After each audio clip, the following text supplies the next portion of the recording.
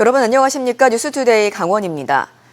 원주 지역 초등학생들에게 매달 10만 원의 예체능 학원비를 지원하는 꿈이룸 바우처 사업이 시행된 지 3년 차에 접어들었습니다.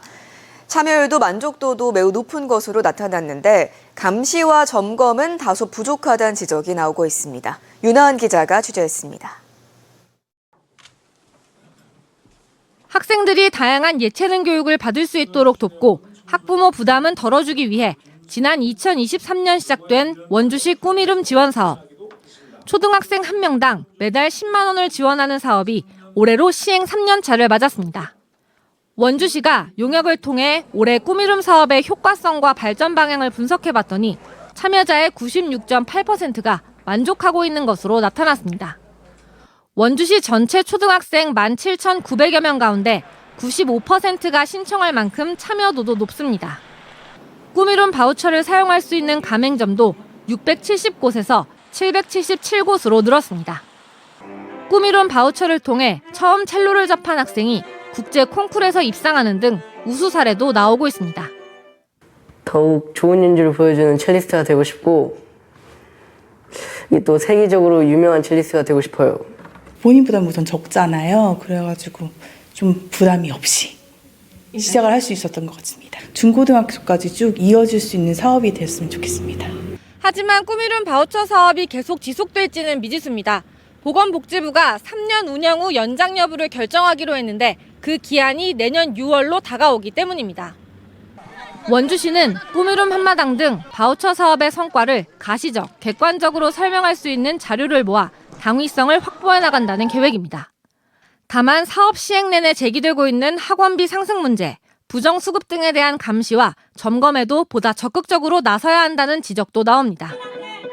용역 결과에서도 물가 상승률 수준이긴 하지만 4.4%의 학원비 인상이 확인됐고 학원과 교습소 외에 꿈이룸 바우처를 사용할 수 있는 일일 체험 비용이 크게 올랐다는 반응도 많습니다. 암암리에 이뤄지는 부정 사용을 막을 뾰족한 대책이 없을 뿐더러 원주시도 연간 1회 계도 위주의 점검을 하는 게 전부입니다. 그 학원비가 오른다는 문제가 있어요. 그래서 이거에 대한 실질적인 어떤 방안이 없으면 지속적으로 학원비가 오를 수도 있는 변칙으로 운영될 가능성도 있는 거고요. 꿈이룸 바우처 사업에는 한 해 약 200억 원의 세금이 투입됩니다. 원주시 예산의 1%에 해당하는 결코 적지 않은 숫자인 만큼 사업이 올바로 가고 있는지 점검을 강화해 경각심을 높일 필요도 있어 보입니다. MBC 뉴스 윤하은입니다. 춘천의 대표적인 방치 건물이죠. 춘천 삼천동 두산연수원 부지가 우여곡절 끝에 호텔로 개발됩니다. 그동안 투자자 모집에 어려움을 겪었던 두산그룹이 이번에는 특수목적 법인을 설립하면서 사업 추진에 강한 의지를 보였는데요. 이송미 기자가 보도합니다. 수려한 의암호변을 따라 높은 철제 울타리가 쳐져 있습니다. 울타리 안으로는 콘크리트 뼈대가 보입니다. 지난 2017년 두산이 짓다가 만 연수원 건물입니다. 춘천시가 공사가 중단된 지 8년 만에 두산연수원 건물을 호텔로 짓겠다는 개발 계획을 발표했습니다. 지상 10층 호텔, 지상 15층 리조트에 1000석 규모의 국제행사 컨벤션홀까지 객실은 모두 450개로 춘천 숙박시설 중 가장 큰 규모입니다. 총 사업비는 4,500억 원, 운영사는 호텔 신라가 유력합니다. 수영장을 갖춘 풀빌라는 물론 의암호 전망이 한눈에 바라보이는 인피니티 풀을 만들어 프리미엄 체류형 관광 요소를 갖추어 이미 지난해 호텔을 짓겠다고 했다가 투자자 모집에 실패한 두산 에너빌리티. 이번에는 두산 자본금 400억 원 등으로 특수 목적법인을 설립하며 사업 의지를 드러냈습니다. 지역사회도 반기고 있습니다.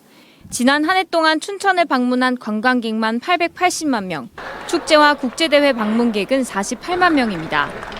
대형 숙박시설이 조성되면 춘천에 오래 머무르는 체류 인구가 늘어날 거라는 기대 때문입니다.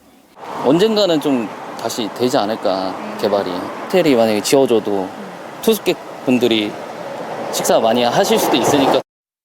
자금 조달과 운영사 선정이 일정대로 진행되면 호텔은 2030년에 준공될 것으로 보입니다. 춘천시는 관광객 1,000만 명을 목표하고 있습니다. 이런 가운데 수건 사업이었던 두산연수원 부지가 호텔로 개발되면서 춘천 관광의 디딤돌이 될 수 있을지 주목됩니다. MBC 뉴스 이송미입니다. 가뭄 위기를 겪은 강릉시에는 전국에서 응원 물결이 잇따르며 생수의 경우 무려 1,000만 병이나 지원됐습니다. 시민들에게 나눠주고도 280만 병이 남았는데요. 강릉시가 소상공인과 일반 시민들을 대상으로 나눠주기 시작했습니다. 하지만 일부 병물이 중고마켓의 거래 물량으로 나와 갑론을박도 벌어지고 있습니다. 김인성 기자가 보도합니다. 강릉 아레나 앞에 차량 행렬이 길게 늘어서 있습니다.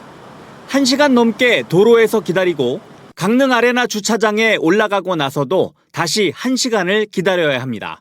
생수를 받으려는 행렬입니다. 뭐 식당을 하시거나 그러신가요? 아니, 가정. 얼마나 가져가시려고 오셨어요? 한 3개. 지금 한 1시간 기다리는 것 같은데. 2시간 넘는 기다림 끝에 생수 배부 지점에 도착한 차들은 트렁크에 트럭 화물칸에 생수를 가득 싣습니다. 지금까지 전국 각지에서 가뭄을 이겨내려며 강릉시로 보내온 생수는 무려 1,000만 병을 넘겼습니다. 일반 가정은 물론 복지시설과 소상공인들에게도 여러 차례 나눠줬는데 280만 병가량의 생수가 아직 남아 있습니다. 강릉시가 남은 생수를 소상공인들을 대상으로 지원하겠다고 공지하자 시민들이 몰렸습니다. 국민들이 많은 기부를 해주셔서 너무 하여튼 감사드리고요. 저희가 소상공인 및 복지시설 등의 배부해서 지역경제를 살릴 수 있는 방향으로. 원칙적으로 소상공인 사업자 등록증이 있어야만 2리터짜리 6병 묶음을 20개씩 나눠주는데 혼선이 길어지자 현장에 오는 사람 누구나 나눠줬습니다. 일부 시민들은 대표로 차 한 대에 가득 싣고 와서 현장에서 상인들과 나누기도 했습니다. 가뜩이나 가뭄 때문에 요즘 피해가 너무 많아서 손님들도 많이 줄어든 상황에서 그나마 물이라도 가져갈 수 있어서 지금 참 고맙습니다. 중고거래 사이트에는 최근 무상으로 받은 것으로 보이는 생수를 판매하는 사람들까지 생겼습니다. 기부자의 호의가 무시되거나 사적 이익을 챙긴다는 측면에서 갑론을박도 벌어지고 있습니다. 한편 강릉시는 성금 9억 원 가운데 생수를 지원하라는 지정 기탁금의 경우 생수를 사서 복지시설 등에 지원했고 남은 금액은 이달 말 사용처를 정할 계획입니다. 처음에 생수 기타고 요청하신 건에 대해서는 생수를 구입해서 다 지원을 해드렸고요. 사회복지시설이나 일반 시민 대상으로 지원이 됐고요. 그 다음에 이제 들어온 성금에 대해서는 저희가 그 기관, 우리 시 관련 기관이랑 협의해가지고 강릉시는 남은 생수가 소진될 때까지 매일 오전 10시부터 오후 4시까지 강릉 아레나에서 생수를 나눠줄 계획입니다. MBC 뉴스 김인성입니다. 추석 연휴 기간 강원도가 비상진료대책반을 운영합니다. 18개 시군 응급진료상황실과 협력해 응급의료 상황 관리, 의료체계 점검, 도내 응급의료 동향을 매일 확인합니다. 특히 응급실 과밀화를 막기 위해 경증 환자는 병원이나 의원으로 안내하고 강원 전역에서 임산부와 신생아 119 구급 이송 서비스를 제공합니다. 이와 함께 진료하는 동물병원과 위탁관리업소를 홈페이지를 통해 안내하고 반려동물 동행 캠페인을 추진합니다. 영동고속도로 원주 IC와 혁신도시를 연결하는 동부순환도로 공사가 2027년 상반기 개통을 목표로 속도를 내고 있습니다. 원주시는 봉산동 번제에서 소초면 흥양리 구간을 연결하는 터널이 최근 관통됐고 터널 인근 교량공사도 순항하면서 동부순환도로 공정률이 50%를 보이고 있다고 밝혔습니다. 원주시는 계획대로 사업이 마무리되면 원주 IC에서 혁신도시까지 이동 시간이 최대 15분까지 줄고 산업단지 조성, 기업 유치 등에도 도움이 될 것으로 기대하고 있습니다. 설악산 고지대를 중심으로 가을 단풍이 시작됐습니다. 설악산 국립공원 사무소에 따르면 정상 지역인 중청 대피소와 소청봉 일대가 조금씩 물들기 시작했습니다.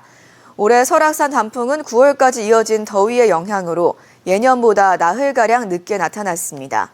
기상예보업체 K웨더는 설악산 등 중부지방의 단풍 절정 시기가 오는 18일에서 11월 1일 사이 나타날 것으로 예측하고 있습니다.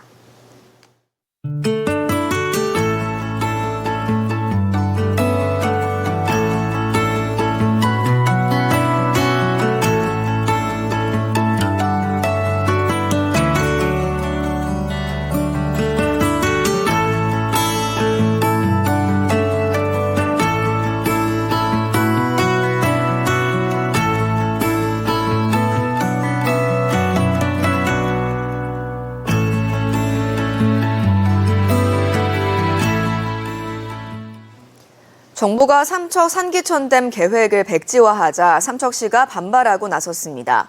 삼척시 산기촌댐은 수십 년 전부터 주민들이 건설을 요구했고 산불 진화 용수, 농수와 식수 확보, 이에 따른 문제도 모두 해결했는데 백지화는 청천벽력이라며 정부의 재검토를 촉구했습니다. 또 교부금도 감액되는 실정에 500억 원이 넘는 공사비를 지방비로 부담하는 것은 불가능하다고 덧붙였습니다. 춘천경찰서가 지방보조금법 위반 혐의로 한국자유총연맹 춘천시지회 전 사무국장인 40대 남성을 최근 검찰에 송치했습니다. 이 남성은 2023년 5월부터 지난해 6월까지 수차례에 걸쳐 지자체 보조금 9천여만 원을 가족이나 지인 등의 계좌로 이체한 혐의를 받고 있습니다. 범행 당시 관리 시스템에서 자신의 보조금 신청과 수급 권한이 있는 관리자로 변경한 뒤 몰래 보조금을 빼돌린 것으로 드러났습니다. 평창군 보건의료원에 들어선 강원 디지털 헬스케어 센터가 개소식을 열고 본격적인 운영에 들어갔습니다. 강원 디지털 헬스케어 센터는 지역 내 전문의가 부족한 안과와 신경과, 정형외과, 신장내과 환자들이 한림대 춘천성심병원과 원격 협진하는 방식으로 운영됩니다. 평창군은 센터 운영을 계기로 주민들의 원정진료 불편이 해소될 것으로 기대하고 있으며 내년까지 피부과를 포함해 진료 과목을 6개까지 확대한다는 계획입니다. 춘천시가 지난달 출산 관련 조례를 개정하고 출산 장려금을 출생 축하금으로 바꿔 지급한다고 밝혔습니다. 사업 명칭을 출생 축하금으로 바꾸면서 기존에 있던 부모 6개월 거주 요건을 폐지하고 출생아와 신청인이 춘천시에 주민등록만 두면 지원하는 것으로 요건을 완화했습니다. 신청 기한은 출생 후 12개월까지입니다. 그동안 출산 장려금이란 명칭은 여성에게 책임을 전가하는 듯한 어감으로 비판을 받아왔습니다. 태백시가 2026년 상권 활성화 사업으로 국비 60억 원 지원이 확정된 먹거리길에서 추석 연휴 먹거리길 달빛 야시장을 진행합니다. 이상으로 강원 뉴스 마칩니다. 고맙습니다.